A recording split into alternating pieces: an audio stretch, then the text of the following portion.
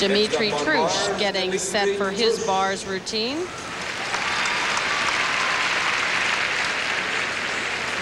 Trouch currently in second place. And those arm pads are there for a reason. He does a peach basket right to a handstand. Watch this. He'll do a front upright into a double pike front flip, catching the bars on his upper arms. Oh, too bad. Separate his legs. Going to be a big deduction for that counter swing. He's such a clean performer. I was really looking forward to a really high-scoring routine here. There's a hop pirouette, kick back up to handstand. Nice stutz. Such a nice style, good body line. Getting close to the end for his dismount. To a double pike, stumbles forward. Oh, too bad. Going to lose quite a few tenths in that routine. Our Russian national champion and the European World Championship competitor. He didn't quite get his hands back on the bar for the next skill. As a result, he just couldn't grab them. His leg just hit the bar on the way up. Here's his dismounts, a double pike. Legs straight, toes pointed, but didn't rotate enough, had to take that step forward.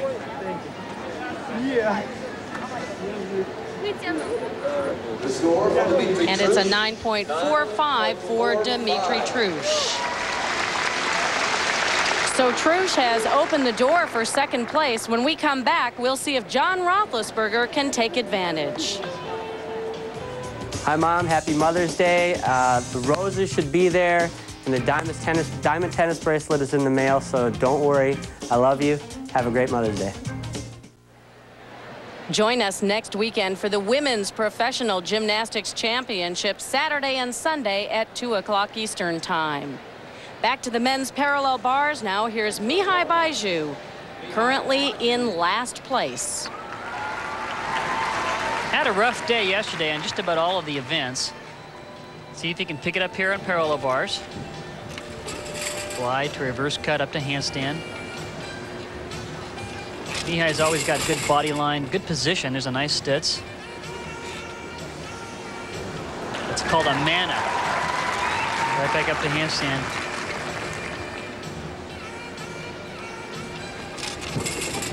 Diamidov, once again, nice and straight. There's stutz. Needs to do some sort of an underbar combination here. Doesn't do it. Kind of a shorter routine. It was very clean, but he left out some critical elements. Let's see what the judges give him now. There's a nice Diamidov. Good toe point. Stutz. Double tuck. Little hop in the landing. And Mihai scores just a 9.20 on the parallel bars. Last up for the men now, John Roethlisberger. He needs better than a 9.475 to take second place. And he can do that. In fact, although he only had a 9.6 on vault today, John had 9.85s on all three of his events yesterday. He mounts on the side of the bar, on one bar. Little glide, shoot his legs through, up to an L. And look at that, pressing to a handstand on one bar. Cast, swing to handstand, reverse pirouette. There's a stutz. Nice back toss. Stutz to one bar, pirouette in. This time down to another glide kick. So far, John's right on. Dismount, unusual one. Front with a half into a backflip. Very difficult dismount. Not many people do that. Very impressive ending to that routine.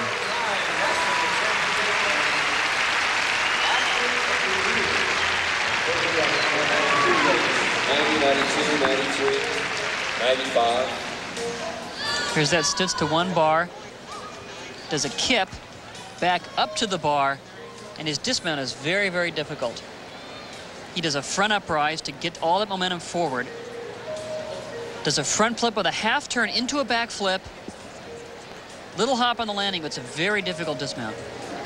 ugly but effective. And Roethlisberger scores a 9.70, and that's good enough for second place.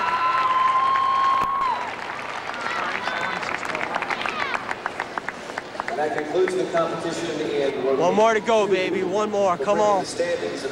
So with one event remaining for the men, Blaine Wilson remains on top. John Roethlisberger in second place, followed by Dmitri Trouch. Still to come later in the show, the conclusion of the women's competition. Shannon Miller has a narrow lead over Amy Chow. But next, Peter Vidmar sits down with the legendary coach Bela Karolyi after this message and a word from your local station.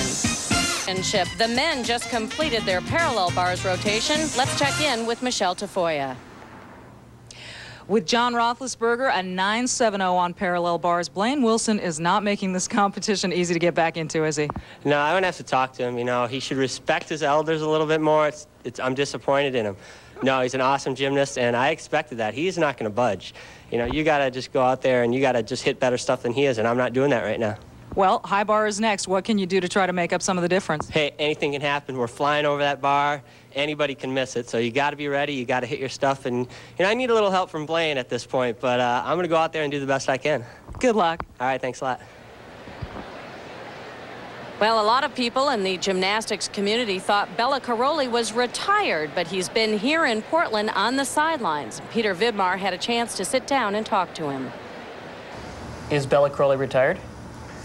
Well, this retirement thing bothers me many times because I don't feel like I'm still quite at the age then I would say retired. The big R word is bothering me a little bit. I did retired, if they want to qualify that one from coaching high elite, national and international level gymnast.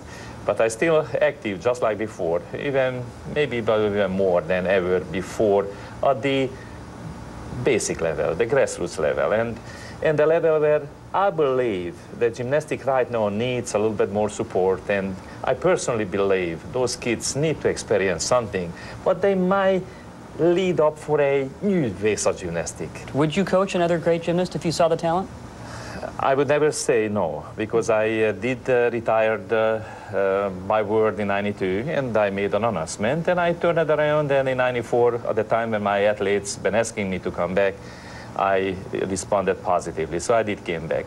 So I would not say if my former athletes would come out and say, hey, Bela, let's go because we really need you, then I would say no. No, that would be always an option, and always would be something what I would be ready to do if the need will be there.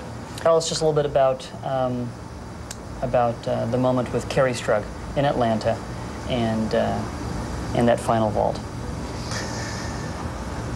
Of course, you know, nobody ever wanted to see an injured gymnast trying to perform on the injured situation.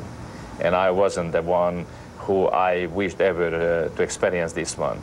But now I'm proud, and I'm proud beyond any kind of limit that thing happened. I'm proud because for the first time ever, we had an opportunity to show not just great athletic performance out of the floor, but the inside, the moral part of these young people.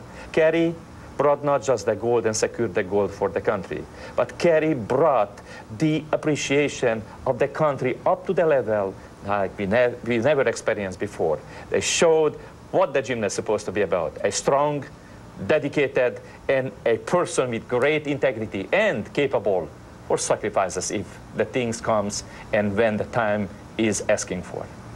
At what point did you say, I'm just going to pick her up and bring her out there myself? That was a very confused moment. She was on the stretcher, and she was carried out. And of course, you know, carried out, that's normal out of the arena. But from the arena, they've been heading outside in the area which she was heading toward the main door. And Kerry, Bela. I said, what's going on? So, Bela, they're going to take me. Where do you take? No, nobody gonna take you. Nobody gonna take you. That was the moment when I went up to say, where do you want to take? Oh, we have to take her to the hospital. You know, she's injured. Oh, yes, so you're gonna take her to the hospital, definitely, but not now. After this ceremony, the golden ceremony is over. When the award ceremony gonna be there, she there belongs to that place. She has to enjoy that incredible moment, that unique moment of the life of an athlete. to get the reward and to be hanged the gold medal on her neck. So I picked her up and ran after the team, and that's when I brought her up to the podium and experienced something deep satisfaction, giving her the chance to be with her teammate, giving her the chance to really enjoy the moment, which she had a tremendous contribution to. Andrea, I also asked Bela about his gymnasts, and it's interesting. He said that Nadia was the hardest working, but that Mary Lou Retton, with her drive and personality, was the most enjoyable to have in the gym. And still to come, the women's competition as Amy Chow tries to catch Shannon Miller. We'll be back with the men's high bar. Blaine Wilson has a commanding lead, but it's gymnastics. Anything can happen.